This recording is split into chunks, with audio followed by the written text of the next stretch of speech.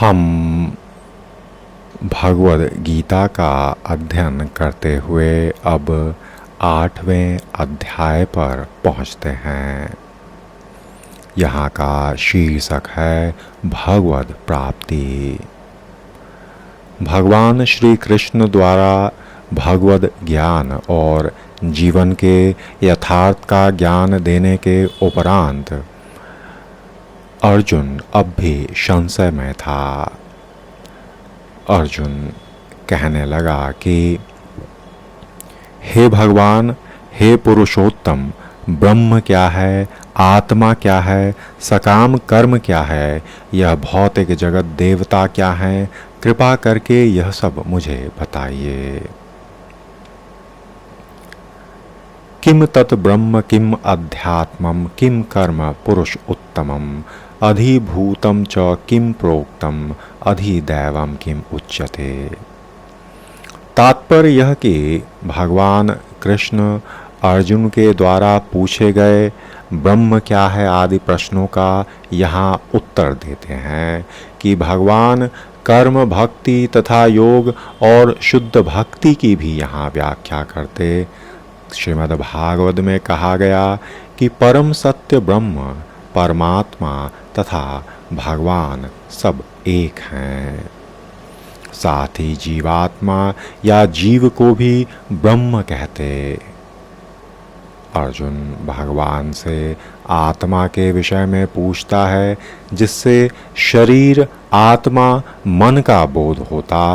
वैदिक कोश के अनुसार आत्मा का अर्थ मन, आत्मा, शरीर और इंद्रियां भी होती हैं। अतः आत्मा हेतु बस ध्यान चिंतन का अभ्यास मात्र से पूर्णता प्राप्त नहीं होगी।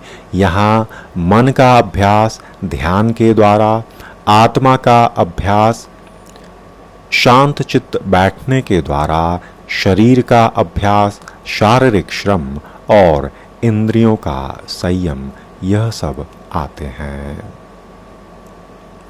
अर्जुन ने परमेश्वर को पुरुषोत्तम या परम पुरुष कहकर संबोधित किया, जिसका अर्थ यह होता कि वे वह हैं जिनके पास सारे प्रश्न का उत्तर उपस्थित है।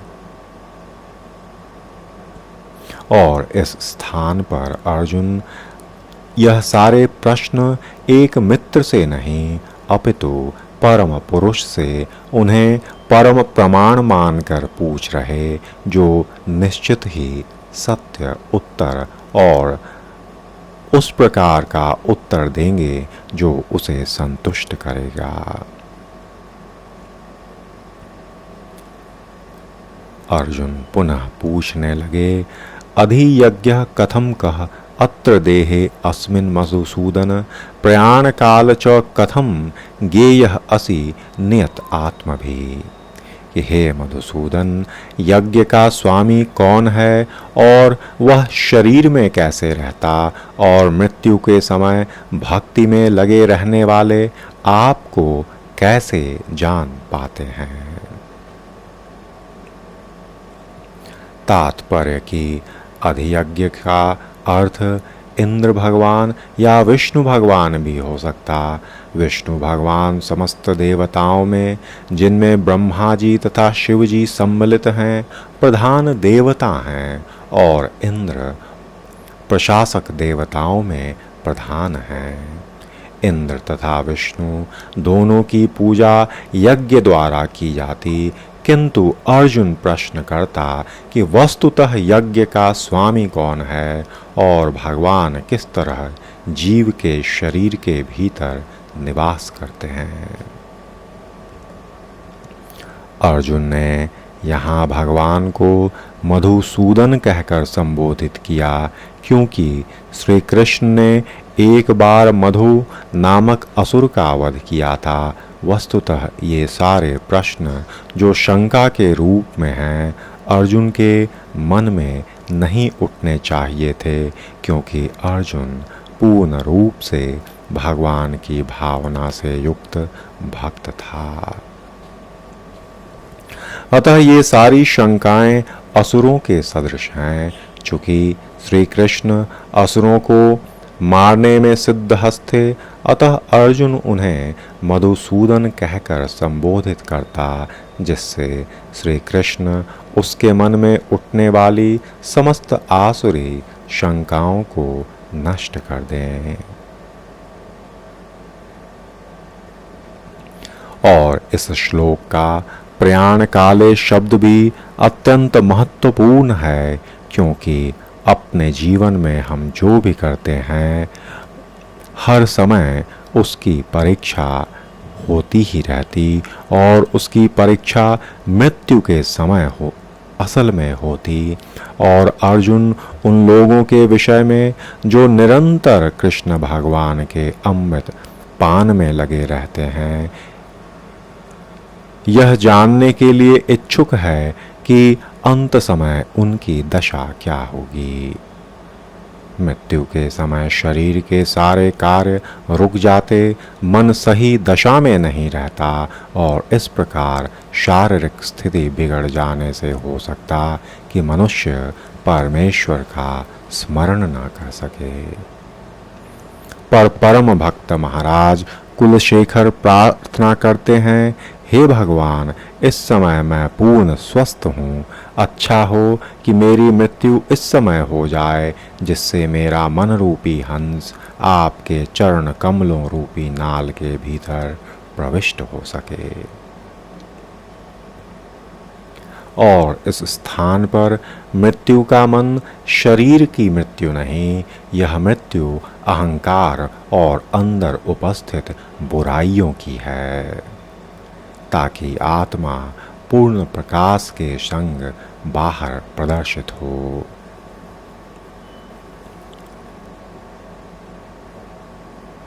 महाराज कुलशेखर भगवान से कहते, मेरा मन स्वस्थ है, मैं भी पूरी तरह स्वस्थ हूँ।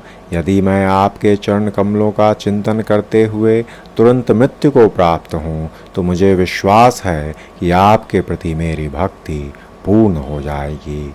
किंतु यदि मुझे अपनी सहज मृत्यु की प्रतीक्षा करनी पड़ी, तो मैं नहीं जानता कि क्या होगा, क्योंकि उस समय मेरा शरीर कार्य करना बंद कर देगा, मेरा गला रुंध जाएगा, और मुझे पता नहीं मैं आपके नाम का जप कर पाऊंगा या नहीं। अच्छा यही होगा कि मुझे मृत्यु दे दें। अर्जुन प्रश्न करता है कि ऐसे समय मनुष्य किस तरह श्री कृष्ण के चरण कमलों में अपने मन को स्थिर रख सकता। तब श्री भगवान कहने लगे, अक्षरम ब्रह्म परमं स्वभावो अध्यात्म उच्यते भूत भावोद भव करो विसर्गः कर्म संगितः। भगवान ने कहा, अविनाशी और दिव्य जीव ब्रह्म कहलाता, और उसका नित्य स्वभाव अध्यात्म या आत्म कहलाता। जीवों के भौतिक शरीर से संबंधित गतिविधि कर्म या सकाम कर्म कहलाती। तात्पर्य यह कि ब्रह्म अविनाशी तथा नित्य, और इसका विधान कभी भी नहीं बदलता, किंतु ब्रह्म से परे पर ब्रह्म होते हैं, और वहाँ सारा नियंत्रण और सभी चीज़ों के नियंता अपनी इच्छा से कुछ भी कर सकते, और यही परमेश्वर की कृपा है, और यही भक्ति का सार है। ब्रह्म का अर्थ तो जीव है, पर ब्रह्म का अर्थ भगवान है। जीव का स्वरूप भौतिक जगत में उसकी स्थिति से भिन्न होता है, और भौतिक चेतना में उसका स्वभाव पदार्थ पर प्रभुत्व जताता है। किंतु आध्यात्मिक चेतना या भगवान के भाव में उसकी स्थिति परमेश्वर की सेवा ही करनी है, और परमेश्वर सर्वव्यापक सभी जीवों में समान रूप से उपस्थित हैं। और जब जीव भौतिक चेतना में होता, तो उसे इस संसार में विभिन्न प्रकार के शरीर धारण करने पड़ते। यह भौतिक चेतना के कारण कर्म अथवा विविध सृष्टि कहलाता। वैदिक साहित्य में जीव को जीवात्मा तथा ब्रह्म कहा जाता है, किंतु उसे कभी भी परब्रह्म नहीं कहा जाता। जीवात्मा विभिन्न स्थितियां ग्रहण करता और कभी वह अंधकारपूर्ण भौतिक प्रकृति में मिल जाता और पदार्थ को अपना स्वरूप मान लेता, तो कभी वह परा आध्यात्मिक प्रकृति के साथ मिल जाता है और इसलिए वह परमेश्वर की तटस्था शक्ति कहलाता। भौतिक या आध्यात्मिक प्रकृति के साथ अपनी पहचान के अनुसार ही उसे भौतिक या आध्यात्मिक शरीर प्राप्त होता।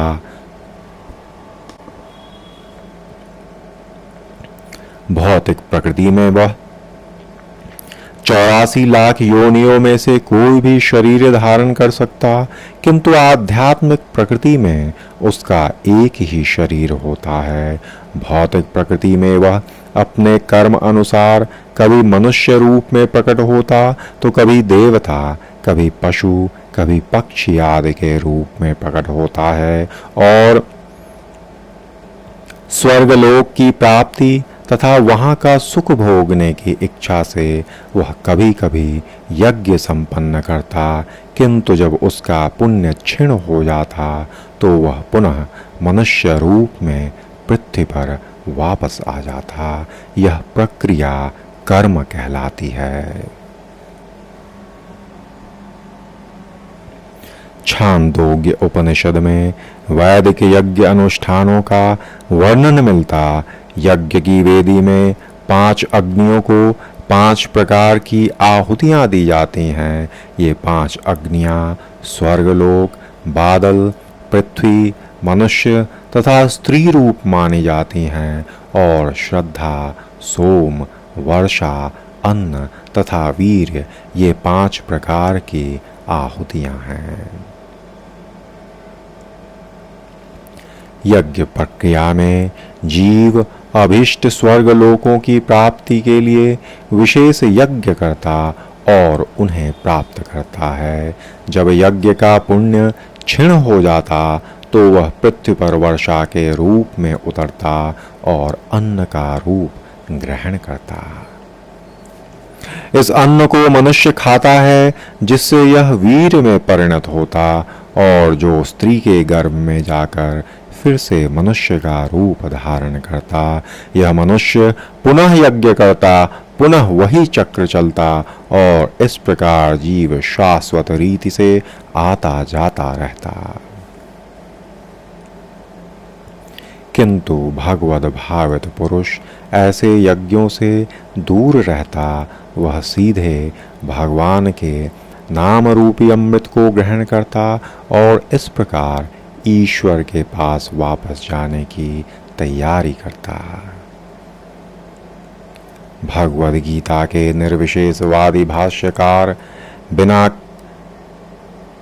कारण के कल्पना करते हैं कि इस जगत में ब्रह्म जीव का रूप धारण करता और इसके समर्थन में गीता के 15वें अध्याय के 7वें श्लोक में कहा गया कि भगवान ने बताया कि जीव मेरा शाश्वत अंश है और भगवान का यह अंश जीव भले ही भौतिक जगत में आ गिरता, किंतु परमेश्वर कभी नीचे नहीं गिरते।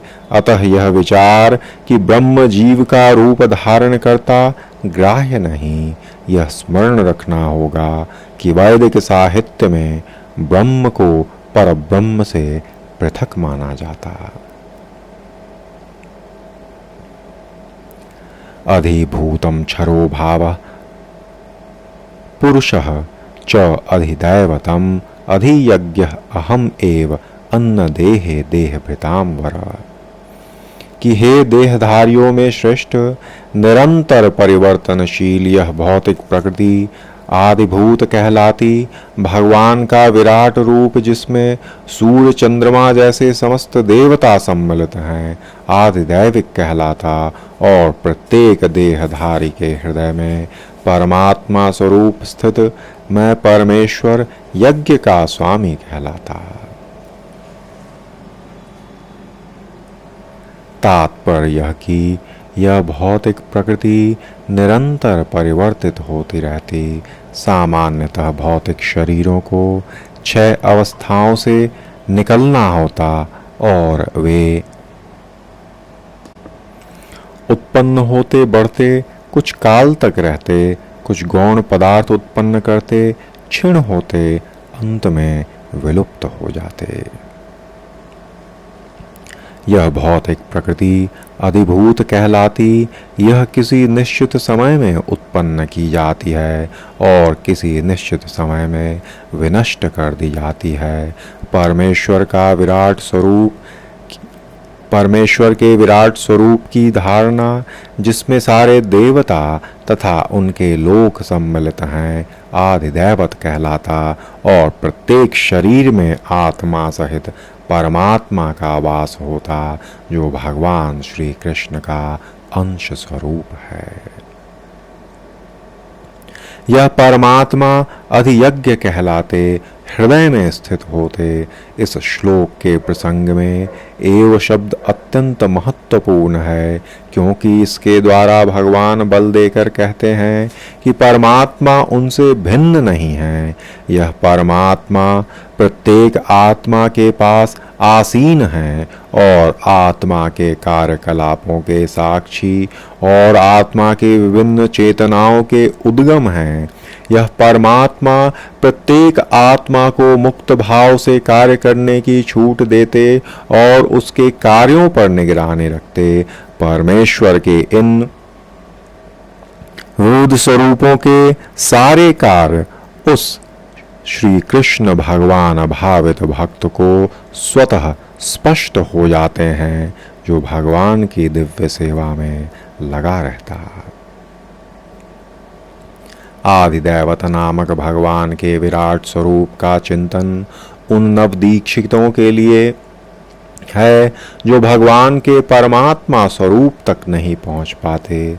अतः उन्हें परामर्श दिया जाता कि वे उस विराट पुरुष का चिंतन करें, जिसके पांव अधोलोक हैं, जिसके नेत्र सूर्य चंद्र हैं और जिसका सिर उच्च लोक है।